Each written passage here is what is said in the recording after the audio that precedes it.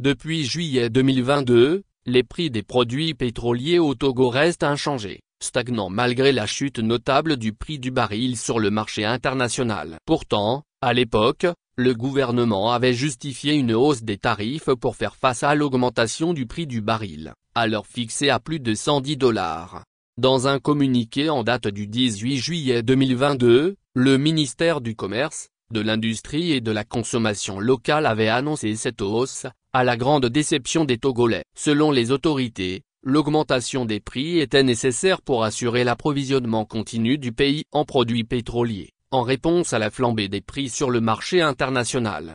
Ainsi, le prix du super sans plomb était passé de 625 FCFA à 700 FCFA, soit une augmentation de 75 FCFA. Le pétrole lampant avait grimpé de 70 FCFA pour atteindre 650 FCFA, tandis que le gazoil avait subi la plus forte hausse, augmentant de 190 FCFA pour se fixer à 850 FCFA. Le mélange de temps, quant à lui, avait été ajusté à 788 FCFA. Une stagnation des prix incompréhensible. Aujourd'hui, alors que le prix du baril est redescendu sous la barre des $70, aucune baisse des prix n'a été constatée au Togo. Le gouvernement, à travers le comité de suivi des fluctuations des prix des produits pétroliers, CSFPPP, continue de maintenir des prix élevés. Cela suscite des interrogations sur la gestion de cette situation, d'autant plus que dans de nombreux pays, les fluctuations des prix suivent généralement l'évolution du cours du baril à l'international. Cette inertie alimente les spéculations. Profite-t-elle à certaines sphères du pouvoir? La question mérite d'être posée. Dans un pays où la précarité est omniprésente, la persistance de ces tarifs exorbitants laisse penser que les dirigeants ferment les yeux sur les difficultés que vivent les citoyens.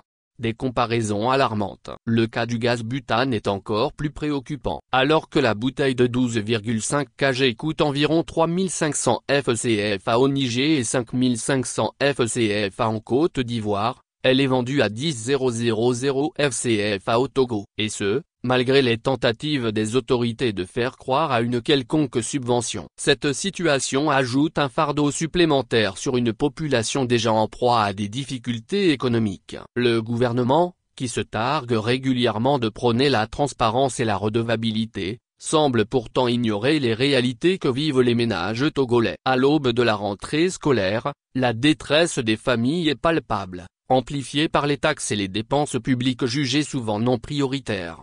Un appel à la transparence. Dans ce contexte, il est légitime de se demander à quoi servent réellement les fluctuations du baril à l'international si elles ne se répercutent pas sur les prix locaux. Une clarification de la part des autorités sur la gestion de cette situation serait nécessaire pour restaurer la confiance et apporter un peu de répit à une population en quête de solutions.